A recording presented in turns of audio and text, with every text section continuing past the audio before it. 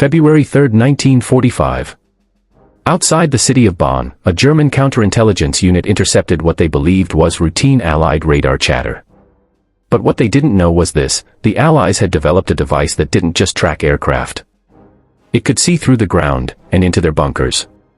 What they discovered that day would change the war and redefine how the battlefield itself could be seen. It was late in the war, but no one inside the Reich dared to say it aloud. The armies were retreating across the Rhine, fuel was vanishing, and the sky above Germany no longer belonged to the Luftwaffe.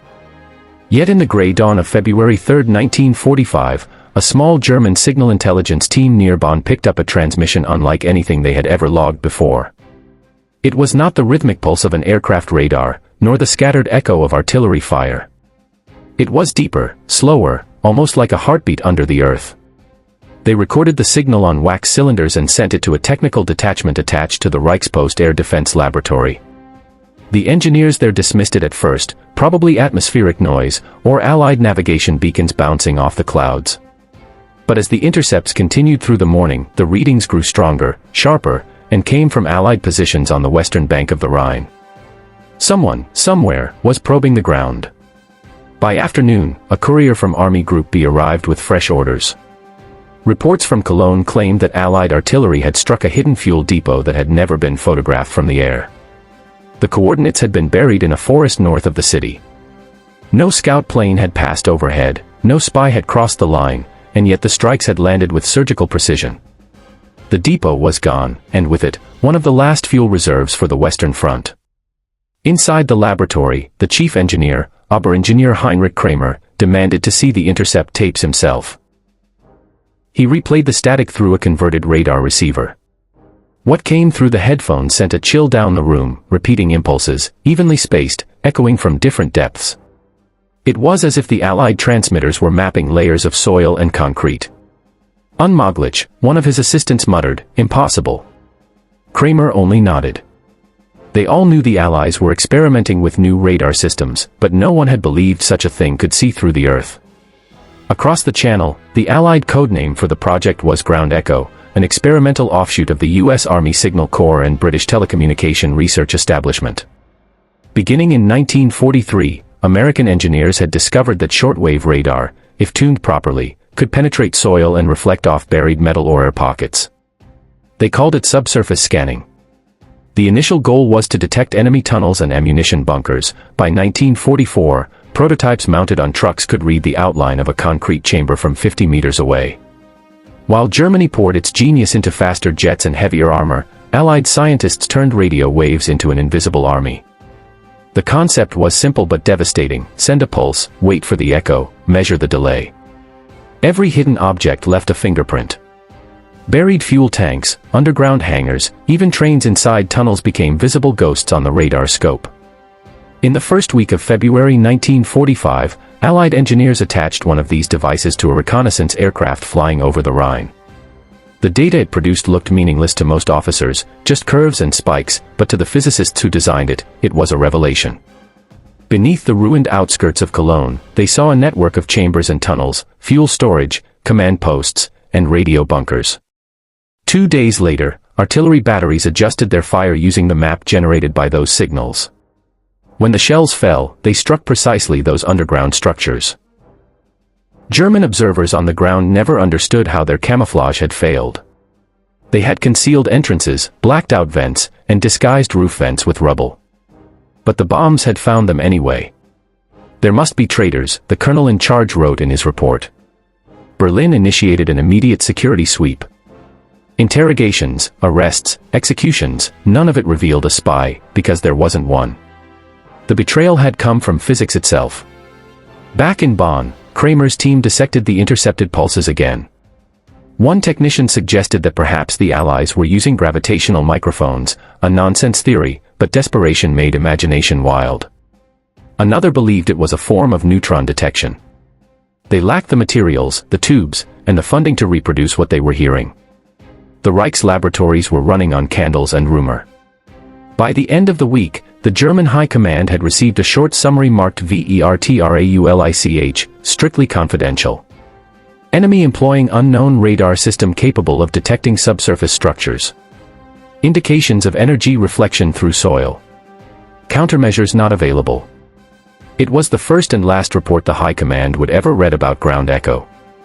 The realization spread quietly among the surviving engineers: the Allies were not just seeing across the battlefield anymore, they were seeing into it. The Earth itself had turned transparent. Every tunnel, every hiding place, every illusion of safety was gone. As the war entered its final months, Germany still had rockets, jets, and scientists. But America and Britain had something different, a way to make the unseen visible.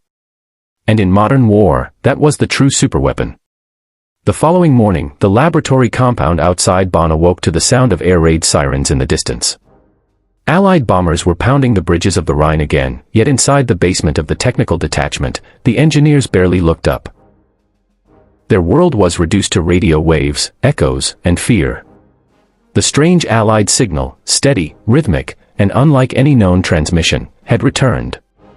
By now, Heinrich Kramer and his exhausted assistants had spliced together hours of intercepted data, played on loops through the lab's worn receivers. They noticed something alarming: the pulses weren't random. They swept in precise patterns, like the methodical scan of a machine searching for something specific. The signals increased in intensity whenever Allied aircraft approached known German supply corridors, and faded once the raids had concluded.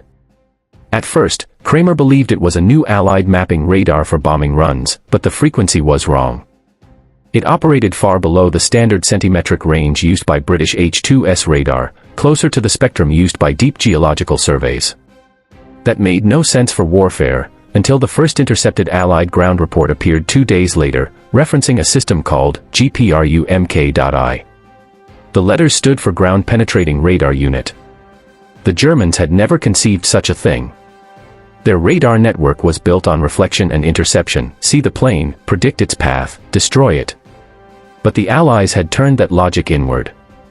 Instead of tracking what moved above ground, they were now interrogating the soil itself. At 11:40 that morning, Kramer dictated a brief note to the High Command. Enemy transmitting low-frequency radar pulse through terrain, assumption, detection of subterranean targets. Recommend masking of fuel depots with metallic interference sheets. It was a futile recommendation. The Reich no longer had enough metal to cover its own tanks, let alone to cloak its underground reserves. The note was filed away and ignored. Across the Channel, in a damp underground laboratory near Malvern, England, a handful of British and American engineers were staring at their own miracle. The latest test of the GPRU-MK. I had produced a map of Cologne's outskirts unlike anything the Allied staff had seen before. It showed buried tunnels, fuel bunkers, and communications shelters, all outlined in faint ripples. "Gentlemen," said Dr. Harold Mortimer, a British physicist seconded to the U.S. Signal Corps, "we've given the guns eyes." Their work had begun in secrecy 2 years earlier, when American geophysicists experimenting with radio reflections over permafrost in Alaska noticed unusual signal returns from beneath the surface. A classified report reached the Army's engineering branch, and within weeks, the idea of using radar to detect hidden fortifications had taken hold. By 1944, the prototypes were functioning, primitive by modern standards, yet decades ahead of anything Germany possessed. Instead of waiting for reconnaissance photographs or prisoner interrogations, the Allies could now see enemy installations through earth and concrete. Every buried warehouse, every fuel drum, every shelter that thought itself safe was betrayed by the faint echo of its own emptiness. On February 4th, as the German interceptors listened in confusion, an American radar truck parked on a muddy field west of the Rhine rotated its dish toward Cologne. The operator, Sergeant Thomas Keller, watched a cathode screen come alive with strange pulses. He had no idea the patterns would soon become a weapon. His orders were simple: record the data, forward to HQ. Hours later, the intelligence section matched Keller's radar returns to aerial reconnaissance. The locations aligned too perfectly to be coincidence. One site, a monastery-turned-bunker, was flagged for artillery targeting. The next morning, precision strikes demolished it within minutes. The after-action report listed the mission as 100% success, coordinates verified by new radar method. In Berlin, the Reich's Ministry of Armaments received word of the loss but dismissed it as Allied luck. No one believed the enemy could peer through stone and soil. They had faith in concrete. They always had. Back in Bonn, Kramer's men grew silent. The signals they intercepted no longer puzzled them, they frightened them. One technician, a young conscript named Dieter, asked the question none dared speak aloud. "Do they know where we are?" Kramer didn't answer. He stared at the oscillograph as another Allied sweep rolled through the spectrum, steady and merciless.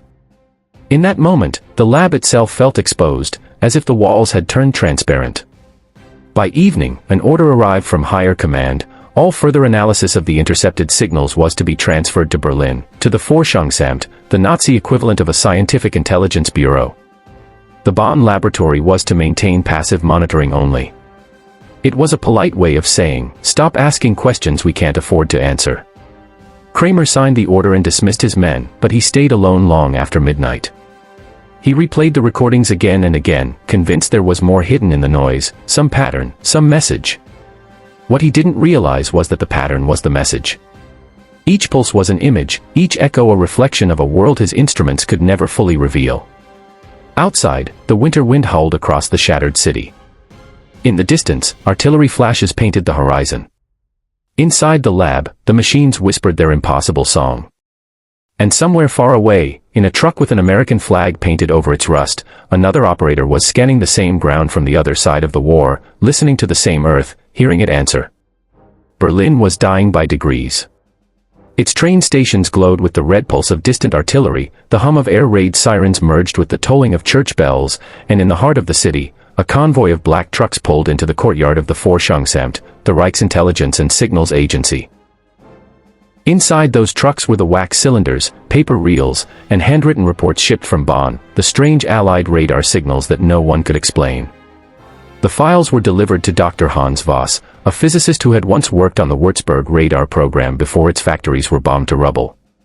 He was a thin man with nicotine fingers and a face too calm for the war that surrounded him. When he placed the headphones over his ears and played the recordings, he frowned, not in disbelief, but in recognition. "This," he said quietly to his assistant, "is not weather. This is deliberate. This is a sweep." The Bonn team had been correct. The Allied pulses were repeating in mathematically perfect intervals, 5.6 microseconds between waves, identical every cycle. That kind of precision required equipment far more stable than anything Germany still possessed in 1945. Their power plants were failing, their tubes overheating, their oscillators unreliable. But the Americans, Voss realized, were transmitting with a clarity that suggested industry on a scale the Reich could no longer imagine. He began cross-referencing the signals with known Allied frequencies and noticed a disturbing pattern. The pulse signatures always preceded artillery bombardments that targeted hidden installations, fuel bunkers, command posts, underground hangars. The Allies weren't guessing anymore. They were looking. Voss typed a single-page report and sent it through a pneumatic tube to the Ministry of Armaments. His conclusion was brief but damning. Enemy has developed a new form of ground resonance radar, capable of detecting voids and metallic bodies through Earth. Immediate countermeasure impossible. Hours later, the report was marked Geheime Reichsrat, state secret, and buried in the archives. The Reich could not afford another reminder that it was technologically blind. Meanwhile, in the American sector west of the Rhine, the engineers of the Signal Corps continued to perfect their machine. Their trucks, unremarkable except for the spinning dishes mounted on their roofs, operated under cover of darkness. The men who ran them were told only the basics. They were scanning for magnetic anomalies. The truth was more remarkable. Using the GPRU-MIA's modified transmitter, they could visualize what lay beneath roads, fields, and ruins, enemy storage tunnels, ammunition caches, and even vehicle tracks long covered by snow. Sergeant Keller, whose earlier test had mapped Cologne's monastery depot, wrote in his notebook, "It's like the ground has gone glass." When one of his officers joked that he was seeing ghosts, Keller replied, "Then we're haunting the right people." By February 8, the Allies had compiled full subsurface maps of the western approaches to Bonn and Koblenz. Using these, artillery commanders selected targets that would have been invisible weeks before. Entire networks of underground fuel lines were obliterated in a single night. German columns retreated without fuel, leaving tanks abandoned along the roads like gravestones. The psychological effect was worse. German officers began refusing to use underground facilities, claiming they were cursed. Rumors spread that the Allies were using Earth microphones or cosmic detectors. Some soldiers swore they had seen lights beneath the ground, others blamed traitors. None guessed that the invisible enemy was a wave bouncing through stone. The winter of 1945 was eating Germany alive. Fuel was gone, morale was gone, and belief in victory had become an act of theater. Yet deep inside Berlin, in a building whose windows were painted black to hide from Allied bombers, a few remaining scientists were still fighting their own war, not with tanks or guns, but with voltmeters and fragments of captured intelligence. They were trying to understand how the enemy had learned to see through the earth. Dr. Hans Voss of the Forschungsamt sat hunched over a large frequency analyzer, listening to the rhythmic heartbeat of the Allied radar sweeps recorded days earlier near Bonn. His assistant, Elsa Markel, flipped through a stack of torn paper logs marked, echoing frequencies, unknown origin. Each entry was identical, the same pulse interval, the same reflection pattern, the same chilling consistency. "It's not weather interference," she said softly. "No," Voss replied, his voice calm but hollow. "It's geometry." He had begun to notice that the return echoes were not random distortions, they formed distinct curves, mathematical signatures that corresponded to density changes beneath the soil. "Metal," he said, pointing at one wave trace, then hollow space. "They are measuring depth." Elsa blinked. But with what accuracy? Voss leaned back, exhaling smoke. Enough to find a bunker. Maybe even a heartbeat. 300 miles away, across the freezing Belgian plains, a convoy of olive-drab trucks rolled into a temporary Allied camp under cover of fog. Each vehicle carried a single metal crate with the stenciled label, U.S. Signal Corps, Project Echo. The crates were opened in the mud beside a row of tents. Inside lay the most secret device of the Allied engineering war, the GPRU-MK.I ground-penetrating radar, fitted for mobile combat use. Captain Robert L. Henshaw, a 28-year-old physicist-turned-soldier, supervised the installation. He looked more like an engineer than an officer. Glasses fogged, gloves burned from soldering, but he carried authority born of knowledge. His orders were clear: deploy the unit near Cologne and assist artillery with subsurface imaging. No photographs, no public reports, no paper trails. "Sir," a young technician asked, "what are we supposed to tell the infantry?" Henshaw grinned. "Tell them we're listening to the ground." When the system powered up, the cathode ray screens glowed green, tracing faint arcs that pulsed like sonar. Every echo that returned from beneath the frozen soil revealed a hidden world: steel drums, tunnels, bunkers, even abandoned vehicles buried under debris. The map was crude but revolutionary. For the first time in military history, men were literally watching the invisible. That night, the data from the GPR was sent to Allied command via encrypted radio.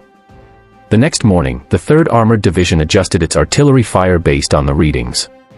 Shells landed precisely over the underground communications complex north of Cologne.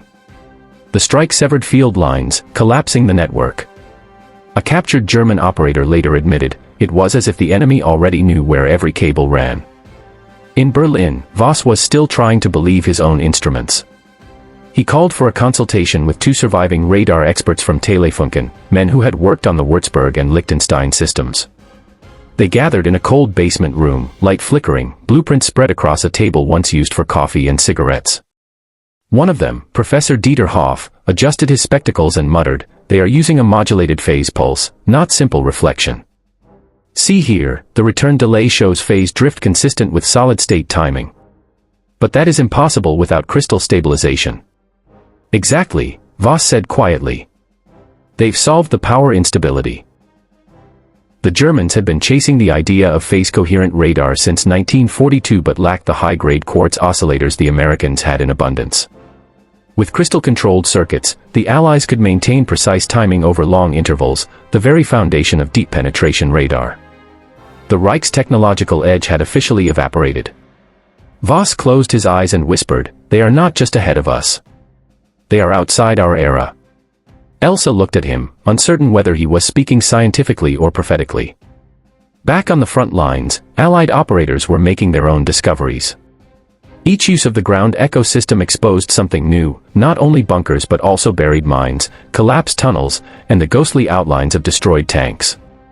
Some of the echoes even revealed bodies, long lost under the snow and soil. Sergeant Keller wrote in his diary, "It feels like the dead are answering." You press a button and the ground whispers back. Rumors spread among the Allied ranks that the new Earth radar could find anything: gold, fuel, or people hiding in cellars. None of that was true, but perception mattered. Soldiers began to trust it more than reconnaissance. Commanders began to rely on it more than spies. By February 12th, Operation Ground Echo had become indispensable. In less than 10 days, it had guided artillery, exposed hidden tunnels, and dismantled 3 major German supply nodes. Yet officially, the project did not exist. Reports were filed under experimental radio triangulation. Every mention of the words ground or penetration was redacted. Only a handful of officers knew the truth, that the Allies were fighting a war in a dimension the enemy couldn't even perceive. Back in Berlin, Voss stared at the last line of his new report before typing it. Enemy signals continue to map terrain and subsurface structures. Unknown methodology. Likely based on stabilized crystal oscillators. Suggest. Cease use of underground facilities within 50 kilometers of front. He signed his name, dated the page, and sealed it in an envelope marked, Geheime Kommandosake, destroy after reading. But no one destroyed it. The envelope was later found in the ruins of his office after the city fell, charred, but legible. It was one of the last written German acknowledgments that they were being defeated not by men, but by machines that could see the unseen. By mid-February 1945, the German war machine was collapsing, but deep underground, in both camps, another war was raging, a silent duel between those who could hear the invisible and those trying to stay hidden from it. In the Allied camp near Liège, Captain Robert Henshaw's mobile radar unit had become a fixture. His men joked that their truck was the van that listened to ghosts. But to Henshaw, it was no joke. Every time the GPRU-MK.I hummed to life, it returned images that shouldn't exist, shadows of steel tanks beneath the ground, empty vaults that once held munitions, even echoes of collapsed tunnels where the soil had swallowed entire German convoys. Henshaw's report to headquarters read like science fiction. Unit successfully detected underground storage at depth 15 to 20 feet, approximate volume consistent with Type B-5 fuel bunkers. Signal strength unusually high. Suspect concrete reinforcement acting as wave reflector. Confirmed via strike. The reply from HQ was simple: proceed with confidence.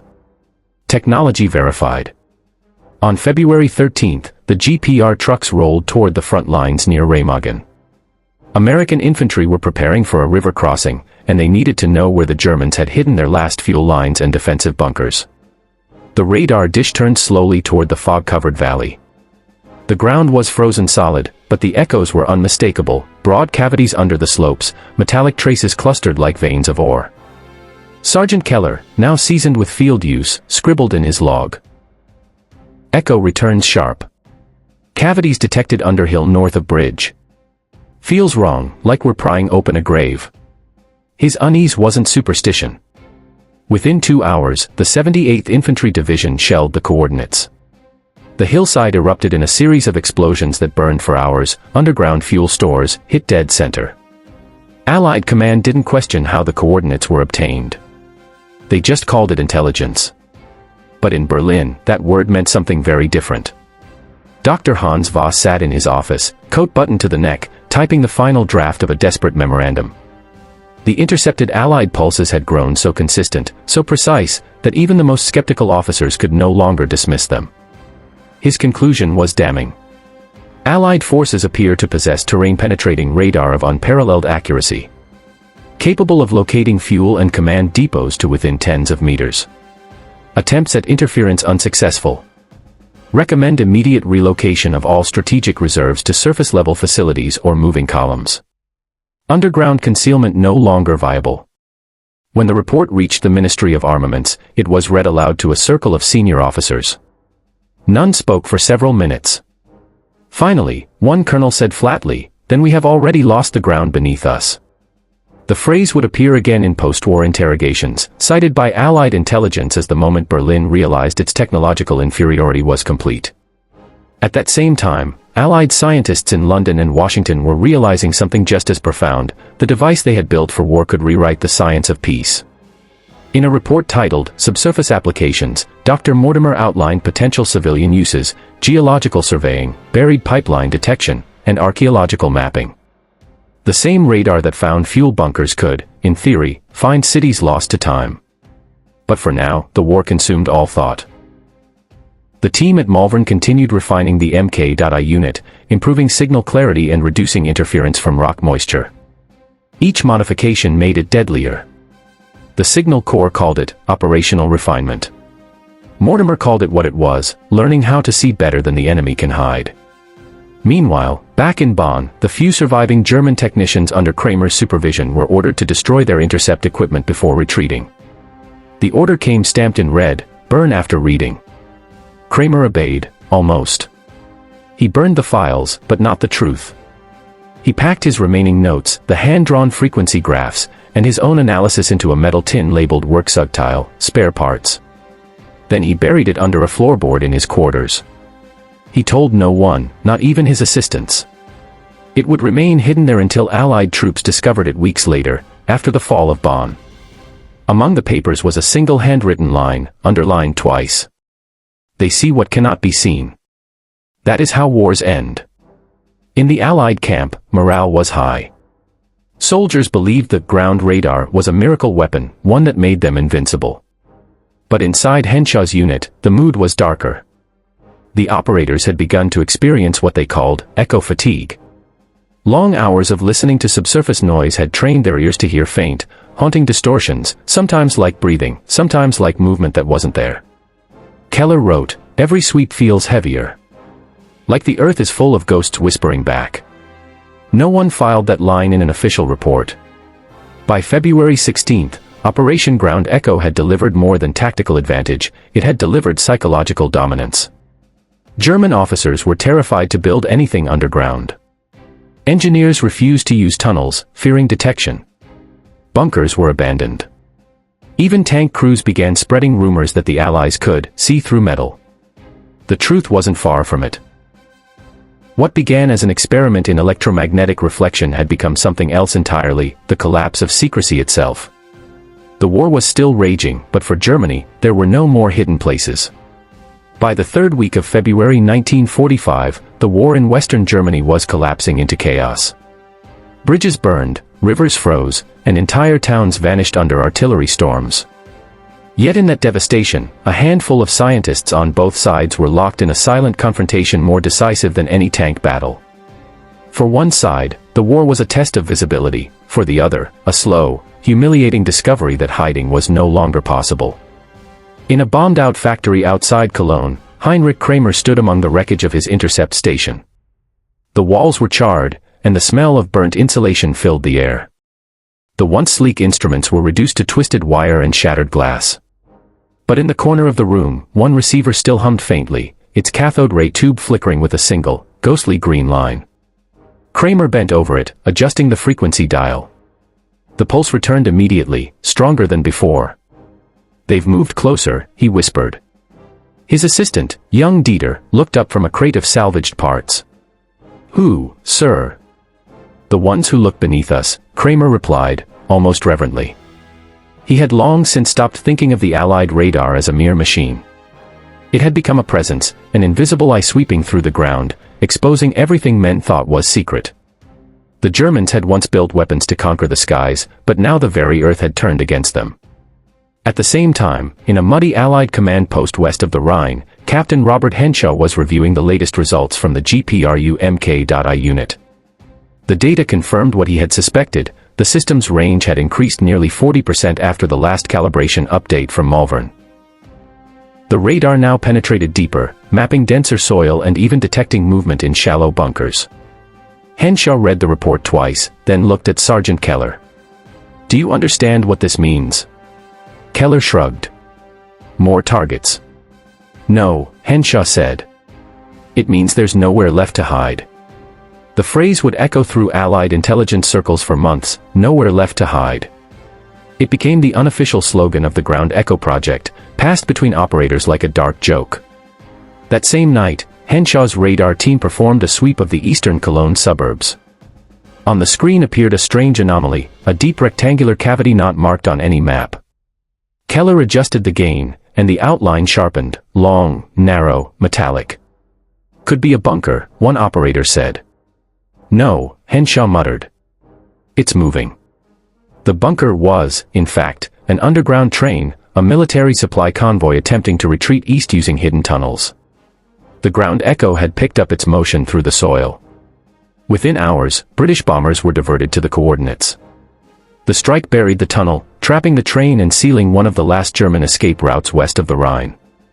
The next morning, Allied command recorded it simply as successful strike on enemy logistics. But to the few who knew about ground echo, it was proof of something more profound, a weapon that had turned even motion underground into a target. In Berlin, Dr. Hans Voss read the telegram about the Cologne strike with silent despair. His assistant, Elsa, stood beside him as he unfolded the intercepted Allied signal data. "You see this," he said, tapping the chart. "It's coherent across all layers: solid rock, wet soil, concrete. They've compensated for conductivity." Elsa frowned. "Then it's not just radar anymore." "No," Voss said quietly. "It's an X-ray for the Earth." He sat down heavily, exhausted. The laboratory had no power most nights, no proper food, and no morale. Still, he kept typing reports that no one would read in time. His last entry for that week read: "The Allies possess an observational capacity that transcends conventional radar. The principle is now beyond theoretical reproduction under current German conditions. This technology implies a total loss of strategic invisibility." He signed it, initialed the page, and stamped it, "For internal use only." The irony wasn't lost on him. There was no longer such a thing as internal. In the Allied camp, success bred superstition. Soldiers began referring to the ground echo truck as the prophet. When it arrived near a new sector, whispers spread through the lines, "They're going to find them." And they always did. The more the system worked, the more unreal it felt. The green-lit screens flickered in the dark, the operators' faces bathed in ghostly glow. Outside, the artillery thundered on cue, confirming what the radar had revealed minutes before. For the men watching, it was as if they had learned to hear the heartbeat of the battlefield itself. Sergeant Keller wrote in his journal that night, "It's strange, you start to think the Earth is talking. Every hollow echo feels like a voice. Every return looks like an eye blinking open. We're listening to the ground die." Meanwhile, in the ruins of Bonn, Kramer had made one last discovery.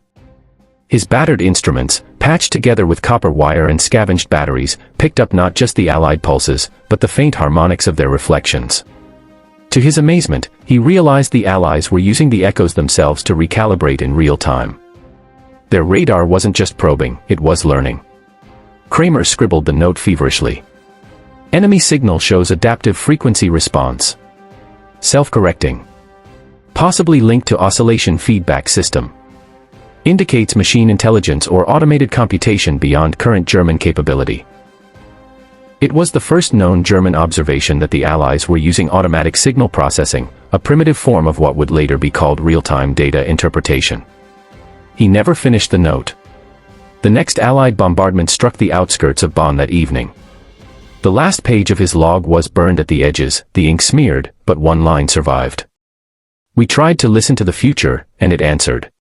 In those few days, Operation Ground Echo had evolved from an experiment into something far greater, the end of secrecy as a weapon.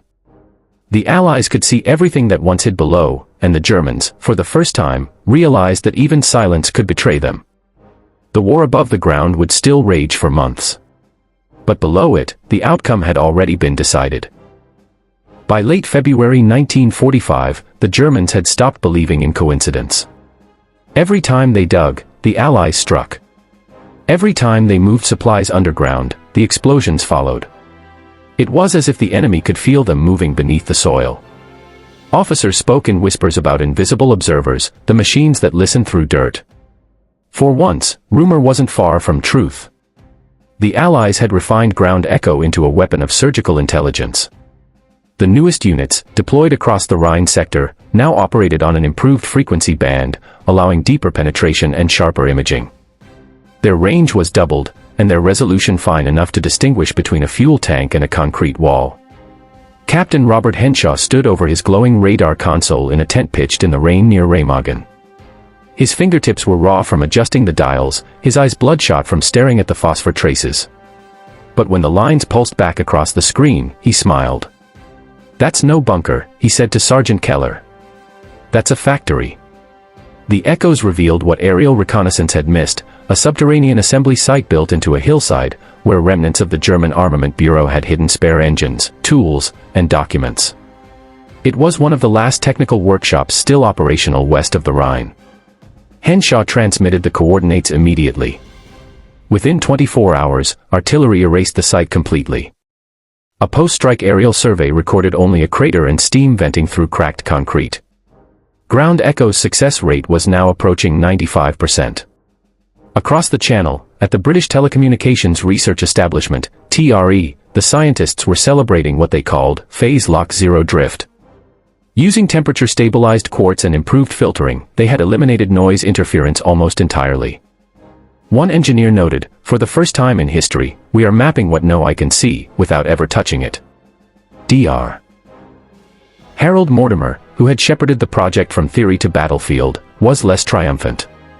He stared at the printouts, outlines of underground chambers, metal skeletons of ruined cities, and murmured to a colleague, "We've turned the ground into glass." The British Intelligence Office wanted to expand the project's scope to include architectural recovery, but Mortimer refused. "No," he said flatly. "Let's end one war before we start another kind." Meanwhile, in Berlin, Dr. Hans Voss and his assistant Elsa Markel were living ghosts among the ruins of what had once been the world's most advanced research culture. The Forschungsamt building shook every night from Allied bombs. Half the laboratories had no power, and the scientists scavenged copper from broken radios to rebuild instruments. Still, Voss persisted. He replayed the captured Allied signal recordings, now so familiar he could have drawn the waveform from memory. But on February 21st, he noticed something different. The pulse intervals were shifting. Slightly, only fractions of a millisecond, but enough to suggest that the source was actively adapting. He tapped the oscilloscope glass and muttered, "They're tuning to the ground conditions. Every echo they receive, they learn." Elsa looked up from her notes. "Like it's alive." "Not alive," Voss said softly. "But thinking." The Germans had believed their engineers were unmatched. They had invented the jet engine, the rocket, the guided bomb. But what Voss was hearing through the static wasn't speed or firepower, it was intellect. Machines, learning faster than men could hide from them. In Allied command, Henshaw's success had earned him a promotion, though he barely noticed. His unit's missions were expanding. Now they weren't just locating bunkers, but identifying minefields and detecting tunnel movements under the front lines. In one eerie case, ground echo caught the vibration of pickaxes underground. German engineers were tunneling under Allied positions for demolition. The radar picked up their rhythm. Artillery responded immediately. The tunnel collapsed. There were no survivors. Afterward, Keller said nothing for hours. That night, he wrote in his journal, "It's strange to kill men you never see. Stranger still to kill them by listening." He underlined the last sentence twice. By February 22, the German military issued its final classified directive concerning the strange Allied radar. Voss's report, forwarded with urgency, summarized the situation with cold precision. Enemy system exploits phase-stable radio reflection to identify cavities and metals through terrain. It appears to self-correct and adapt to environmental feedback. No known defense. Recommend: abandon subterranean infrastructure, disperse production, surrender illusion of concealment. The phrase, surrender illusion of concealment, later became a favorite quote among Allied analysts who reviewed the captured documents. To them, it symbolized more than a technical failure, it was a confession. That night, as bombs thundered over Berlin, Voss made one final note in his log before sealing it in a metal tube marked Archive 0271. His handwriting trembled. "What we built to rule the skies, they have turned downward, into the ground. The age of hiding is over. The earth itself now belongs to those who can read its echoes." The next morning, the Forschungsamt was hit. The tube survived, dug from the rubble weeks later by Allied troops, and it became the final surviving record of Germany's realization that the war of machines had shifted dimensions. Back on the Western Front, Captain Henshaw's truck rolled east with the advancing Allied columns. Each time the engine stopped, the radar dish rotated, scanning the earth, ensuring no ambush, no bunker, no surprise awaited them. Feels like cheating, Keller muttered as the screen lit up again. Henshaw smiled faintly. Cheating, he said. No. It's evolution. Outside, the guns roared. Inside the truck, the world flickered in ghostly green waves, the living and the buried, revealed together in one long pulse. The end was approaching, though neither side could yet admit it. The Rhine was the last great barrier, and Germany had thrown what little it had left behind its banks, tanks without fuel, guns without shells, soldiers without hope. Yet as the Allied advance pressed on, the greatest threat to German defense wasn't the men or machines above ground. It was the silent pulse beneath it. By February 24th, the ground echo program was operating at full strength. Over a dozen radar trucks moved with the Allied front, their rotating dishes sweeping the landscape like lighthouses of the unseen. They worked day and night, scanning hills, roads, and ruins for anything buried, fuel caches, ammunition, tunnels, even power cables. In one intercepted transmission, Captain Robert Henshaw wrote to HQ. Our systems are registering continuous subterranean voids under the Remagen approach. Recommend verifying stability before bridge assault. Headquarters responded with urgency. 2 days later, Allied engineers used ground echo data to confirm that the banks beneath the bridge were hollowed out by old German tunnels, potential traps. Demolition teams moved in first. Without ground echo, the crossing might have ended in disaster. With it, the Allies advanced safely across the Rhine. The press called it strategic brilliance. Those who knew the truth called it something else, clairvoyance by radio wave. Meanwhile, in the crumbling ruins of Berlin, Dr. Hans Voss and his assistant Elsa Markel sat in a darkened office surrounded by silence and dust. The Forschungsamt's power generator had failed for the last time. Voss, by candlelight, tried to finish what he knew would be his final report. His hands trembled from exhaustion, hunger, and the knowledge that the city around him was dying. He wrote slowly, choosing each word as though it might outlive him. Enemy detection principle verified. No theoretical countermeasure within our technological means. The instrument perceives through materials, revealing both metallic and non-metallic voids. It functions independent of visual obstruction. The implications extend beyond warfare. He paused, staring at the sentence, then added almost as a confession. Perhaps this is what we sought all along, not to conquer, but to see. Elsa spoke softly from the corner. Do you think they know we're listening to them? Voss smiled faintly. If they can see through the ground, he said, then surely they can hear through time. He folded the report, sealed it in a metal cylinder, and placed it in a drawer labeled Sonderakt 0271, Special File 0271. It would never be delivered. Across the channel, in England, the scientists at the Telecommunications Research Establishment, TRE, were pushing their own limits. The ground echo program had proven too effective, now the military wanted more. They wanted clearer images, faster readings, deeper scans. The technicians called it chasing ghosts. One engineer, Lieutenant Arthur Wells, noted in his diary. The returns now penetrate 40 feet. The Earth sings back. It feels less like a weapon and more like a revelation. I fear we've built something that can no longer be turned off. Dr. Harold Mortimer, overseeing the project, refused to allow the technology schematics to be filed under public patents. The world isn't ready, he told the War Office. We've given sight to those who shouldn't see everything. His report was quietly buried under the same classification level as the atomic program. Back in Cologne, the last of the German resistance was burning. Allied artillery thundered without pause, and among the ruins, Kramer, the exhausted, hollow-eyed engineer from Bonn, was discovered by advancing U.S. troops. He was found sitting beside the remnants of his equipment, still tuned to the same frequency. When questioned, he handed over a soot-stained notebook filled with sketches and annotations. The American interrogator asked, "What were you working on?" Kramer smiled weakly. "Not working," he said. "Listening." The notebook contained fragments of intercepted signals, rough translations, and one chilling line in German. Der Feind sieht im Dunkeln. The enemy sees in the dark. It was forwarded to Allied intelligence under the same file tag as ground echo. On the night of February 26, Henshaw's radar trucks crossed the Rhine. For the first time, the operators pointed their dishes eastward, toward the German heartland. The ground trembled as the system swept, sending silent waves across the soil of a dying empire. Keller, exhausted, stared at the glowing screen. "Feels wrong," he muttered. "They can't even fight back anymore." Henshaw didn't answer. He adjusted the gain and looked at the faint arcs that appeared on the monitor, long, parallel lines running deep beneath the ruins.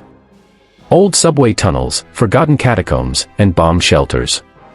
A civilization beneath the surface. "Keep scanning," he said quietly. "History's buried down there." The system pulsed again. By the final day of February, Operation Ground Echo had rewritten the concept of intelligence. It was no longer about interception or observation, it was about revelation. What had begun as a battlefield experiment had evolved into something metaphysical, a machine that turned the invisible into the visible, the secret into the seen. Berlin's last scientists called it the death of mystery. The Allies called it victory. And history would call it progress. But for those who had listened too closely to the ground, it would forever remain something else, the sound of the world revealing itself. The month turned, and with it, the balance of the war. On February 28, 1945, Germany's front lines no longer existed, only fragments. Entire divisions had vanished, communications were dead, and the Rhine, once the Reich's last defense, had been breached. Yet amid the noise of victory and ruin, there was still one operation running quietly in the shadows of the Allied advance, Ground Echo. The machines were still listening. Captain Robert Henshaw sat in the back of his radar truck, surrounded by the constant hum of generators and the faint smell of ozone. Outside, rain turned the dirt roads into black rivers of mud. Inside, the phosphor screens glowed like portals to another dimension, green, silent, patient. "Anything?" Sergeant Keller asked, leaning over. Henshaw didn't answer immediately. The traces were faint but distinct, parallel arcs, shifting slowly, irregular in rhythm. "Movement," he said finally. "East of Remagen. Deep. Maybe tunnels or drainage shafts." He increased the gain, and the echoes sharpened into something else, a narrow passage ending in a large chamber. "Not natural. Built." "Send it to HQ," Henshaw ordered. "Mark it as possible command post." 2 hours later, reconnaissance confirmed it, an underground communications hub, abandoned in haste, filled with destroyed transmitters and coded message fragments. The Germans had fled before the Allies even reached it. Keller stared at the report in disbelief. "How do they always know we're coming before we arrive?" Henshaw's reply was cold, "Because they're hearing the same thing we are, the sound of their own defeat." In Berlin, the last engineers of the Forschungsamt were packing up what little remained. Files burned in iron barrels, documents scattered like ash. Dr. Hans Voss sat motionless, his eyes fixed on the single surviving oscilloscope still powered by a dying generator. The pulse was faint now, the Allied signal, fading as the front pushed closer. Each beat came slower, softer, but it was still there. Elsa Markel watched him from the doorway. "It's like listening to our own heartbeat fade," she said. Voss nodded. "No," he whispered. "It's theirs. The pulse of a civilization learning how to see itself. We only caught the echo." He knew there was nothing left to save. Germany's research had been brilliant, but brittle, all theory, no infrastructure. The Allies had mastered the industrialization of innovation. They didn't just invent, they built by the thousands. In his final report, written on torn paper, smudged with candle soot, Voss summarized everything his generation had failed to understand. The Americans have learned to make science operational. They do not worship discovery, they deploy it. That page would later be found by Allied investigators, folded inside a metal tube labeled, Sonderakt 0271, Nicht öffnen vor Kriegsende, do not open before the war's end. Across the channel, in London, the Ground Echo project had already begun its transformation. The war was winding down, but the research continued in secret. A new code name appeared in internal memos, Project Deep Vision.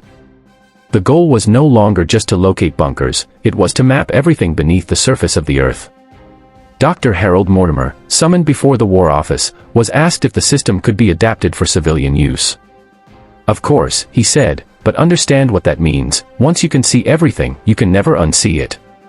He warned them that Ground Echo was more than radar. It was a philosophical turning point, a moment where man's desire to understand became indistinguishable from his ability to expose. "We've killed secrecy itself," he said. "What happens when that becomes normal?" His superiors thanked him politely and classified the conversation as top secret, indefinite hold. On March 2nd, Captain Henshaw's unit crossed into German heartland. Their radar truck rumbled through the fog of early spring, scanning continuously. By then, the war was nearly over for them. There were few hidden targets left to find. But habit kept them listening, to the ground, to the echoes, to the dying breath of a defeated nation. As dusk fell, Keller looked at the screen and frowned.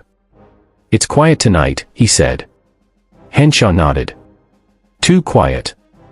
No reflections. No metal. Nothing." Keller hesitated. "Maybe we finally cleared them all." Henshaw shook his head slowly. "Or maybe," he said, "there's just nothing left to hide." That same night, in a cellar below the ruins of the Forschungsamt, the last German scientists gathered what little they could carry, maps, fragments, and a few surviving tubes of recording wire. Voss turned off the receiver for the final time. The Allied pulse faded into silence. He looked at Elsa and said, almost tenderly, "Remember this sound. The future will always begin as an echo." She asked, "What do you mean?" He smiled weakly. "They've built a machine that listens to what the world whispers back. Someday, it will hear everything, even us."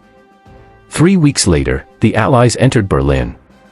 Among the debris, they found the metal tube marked Sonderakt 0271.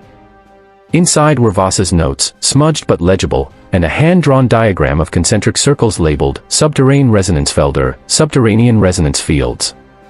Attached to it was a single slip of paper, written in German. Die Erde hat gesprochen. Wir waren zu spät, zu hören. The earth has spoken. We were too late to listen. It became the unofficial epitaph of the ground echo story. When the guns finally fell silent, the echoes did not. The ground echo trucks were parked, their dishes stilled, their operators reassigned. But the technology, the power to see beneath the surface of the world, did not disappear. It was locked away, classified, studied quietly in basements and universities that would one day call it geophysical radar. For the men who built it, it had started as a tool of survival. For those who heard it, it became something almost spiritual, a way to listen to the truth hidden under war, under history, under the earth itself. In the ruins of Berlin, Allied troops uncovered the final German notes from Sonderakt 0271. The last line read simply, "They have learned to make the invisible visible. Nothing will ever be hidden again." Years later, scientists would refine ground echo into the civilian technology we know today, radar mapping, archaeology, disaster recovery. But in February 1945, it was more than science. It was revelation. And for a few brief weeks, the earth spoke, and mankind finally learned how to listen.